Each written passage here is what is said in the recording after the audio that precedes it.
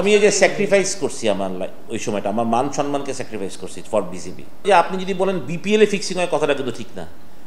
Short ফরম্যাটের খেলাই fixing হয়, যদি আমি এই কথাটা বলি। এটা প্রমাণ কেন আমরা মুখে শুনি, প্রমাণ আছে কিছু। আপনি আগে দেখেন কয়টা মাস্টার ক্রিকেট হইতো, এখন কয়টা হয়? কেন হয়? কি দরকার মাস্টারদের এত খেলার? তারা তো খেলছেই জীবনের কম ক্রিকেট খেলছে, তাদের কেন খেলা হচ্ছে? রিজনগুলো কি? হ্যাঁ, তো রিজনগুলো কি? আমার কথা হচ্ছে যে রিজন আছে অনেক, রাইট? আপনি যে কেন হয় বা কিভাবে হয়, আপনি এক বিপিএলকে ধরেন, একটা রিপোর্ট আসলো, আপনি অমুক ABCD কি করছে না করছে, যতদিন পর্যন্ত cricket board is the highest authority, তারা যতদিন রিপোর্ট না পেশ করে আমাদের কথা বলাই ঠিক না। We have no right, first কথা হচ্ছে এটাই। আমি কি জানি is it right or wrong? এখন যে কোনো ব্র্যান্ডের পুরাতন এসি বদলে নতুন ওয়ালটন এসিতে উপভোগ করুন 25% ছাড়। এটা প্রমাণ কতটা আছে, কি আছে? আশরাফুল আর সাকিবের ইস্যুটা অন্যরকম ছিল, রাইট? ওই রকম কিছু একটা হোক যে আপনার এভিডেন্স আছে, সেই প্লেয়ারটা স্বীকার করেছে বা এরকম, তারপর আপনি বলেন। তার আগে আমি কি বলতে পারি যে সি হচ্ছে গিয়ে ফিক্সিংয়ের সাথে জড়িত, এল হচ্ছে গিয়ে এই ফিক্সিং জড়িত? আই ক্যানট, মানে এটা বলাটা ঠিক হবে না আমি মনে করছি। তারপর যদি কেউ বলতে চায় তার ব্যক্তিগত ব্যাপার। বাট বিপিএল আপনি যে প্রশ্ন করেন, দ্যাটস ভেরি ইম্পর্টেন্ট, যে আমাদের কোনো টাইম লিমিট নেই। আমাদের এখন কে খেলবে বিপিএল সেটাই আমরা জানি না। তা এখন কথা হচ্ছে যে ধরেন বিপিএল কথার কথা আজকে কয় তারিখ? 24 তারিখ, 23 তারিখ অগস্টে, রাইট?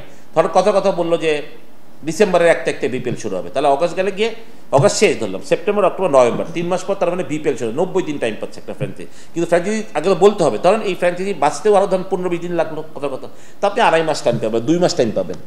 2 মাসে কি একটা ফ্র্যাঞ্চাইজি হয়? ফ্র্যাঞ্চাইজি মানে কি হয়? প্লেয়ার নেওয়া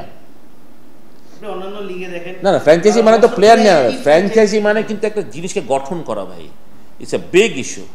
আপনি এতগুলা টাকার কথা, লজিস্টিক লাগে, এই লাগে, কোথায় লাগবে, আমার হোটেলের সাথে কথা বলতে, আমার মাঠ ঠিক করতে, ট্রেনিং করবো কোথায়, আমি বল কোত্থেকে আনাবো, আমার ড্রেস কী হবে, মানে একটা পুরা, এটা কিন্তু আগে সময় থাকতো, এখন কিন্তু আর সময় থাকে না। এবং আপনি যেটা ফরেন প্লেয়ার এজেন্টের সাথে কথা বলবেন, ভাই আমার এই থেকে ডিসেম্বরের 1 তারিখ থেকে জানুয়ারির 12 তারিখ পর্যন্ত ফাইনাল খেলা হবে, এর মধ্যে আমার প্লেয়ার দরকার, তোমার দেখো তোমার কী প্লেয়ার আছে। এখন ওই এজেন্ট বললো যে ভাই আমার তো এই সময় প্লেয়ার নেই, বাট আমার ডিসেম্বরের 1 তারিখ থেকে 22 তারিখ পর্যন্ত প্লেয়ার আছে, আবার আমার 22 তারিখের পর থেকে আরেকটা প্লেয়ার ঠিক হবে, ওই অ্যাপেল টু অ্যাপেল। তখন আপনি কী করলেন? আপনি 2টা প্লেয়ারকে কন্ট্যাক্ট করলেন ওই এজেন্টের মাধ্যমে। কিন্তু যখন এটা ক্লোজ হয়ে যাবে, তখন এজেন্ট তো অন্যখানে প্লেয়ার বেছে দিবে, অন্য ফ্র্যাঞ্চাইজি লিগে বেছে দিবে, তখন আপনি পাবেন কীভাবে? এই জন্যই আমরা ভালো ফরেন প্লেয়ার পাই না।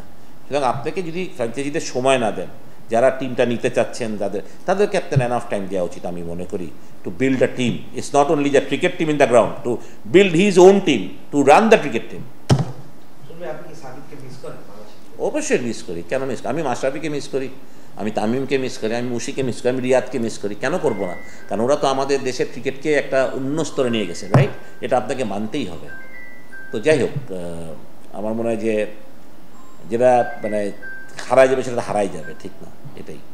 লাস্ট একটা প্রশ্ন, 23 ওয়ার্ল্ড কাপে তামিম ক্যাপ্টেন থাকলে কি আমাদের রেজাল্টটা ভিন্ন হতো? লাস্ট মোমেন্টে ক্যাপ্টেন্সি চেঞ্জটা কি আমাদের ওয়ার্ল্ড কাপের রেজাল্টে অনেক বড়? এইটা ভাইয়া it's very difficult question. Definitely চেঞ্জেসটা লাইট টাইমে, যেমন আমি সেদিকেই শান্তর কথা বললাম যে শান্তকে যেভাবে চেঞ্জ করা হয়েছে ইটস নট এথিক্যালি রাইট, হয়তো বা সেইটাও এথিক্যালি রাইট ছিল না। কী হয়েছিল ওই সময়টা অ্যাকচুয়ালি আপনি যদি আমাকে জিজ্ঞেস করেন, আমি নিজেও জানি না। আসলে বলেছিলাম, আপনি বলবেন আপনি টিমের সাথেও ছিলেন, আপনি জানেন না কেন? আসলে আমি জানি না কী হয়েছিল, কেন হয়েছিল, কেন তামিম না কেন সাকিব বা সব কিছু তাদের লাস্ট পয়েন্ট এত দোলাচল, এবং যার জন্য আমাদের পুরো ট্যুরটাই ভালো হয়নি। আমি কিন্তু এটা প্রথম থেকে যখন শুরু শেষ হইলো, এবং ওই ট্যুরের থেকেই কিন্তু আমাদের কোনো জিনিসই আমাদের মনে হয় আমি দেখি নাই যে আমরা ভালো হয়েছি। এবং আপনি জানেন যে ইন বিটুইন আমি এই ট্যুরের মাঝেও কিন্তু আই রিভক, যে আমি বলছিলাম যে নাথিং ইজ গোয়িং পারফেক্টলি, ঠিক আমি চলে আসতে চাইতাম, আমি চাইছিলাম চলে আসতে বাংলাদেশের প্রথম, মানে যখন আমরা when we are in Dharamshala prepare হচ্ছিলাম বিফোর বোর্ড, আমি তখনই বাংলাদেশে চলে আসলাম। আমি বোর্ডকে এটা বলতে জানাইছিলামও, তো আমি আসতে পারিনি শুধু একটা কারণে, সেটা বোর্ডের মান সম্মানের দিকে একটা প্রবলেম হইতো বলে আমাকে মেনে গিয়ে 45 দিন অ্যাজ এ ট্যুরিস্ট আমাকে টিমের সাথে, আমি তো বলছি আমার ট্যুরিস্ট হিসেবে আমি কিছু করিনি, আমি কোনো কাজই করতে পারিনি। তো আমি মানে ওই আমি ওই যে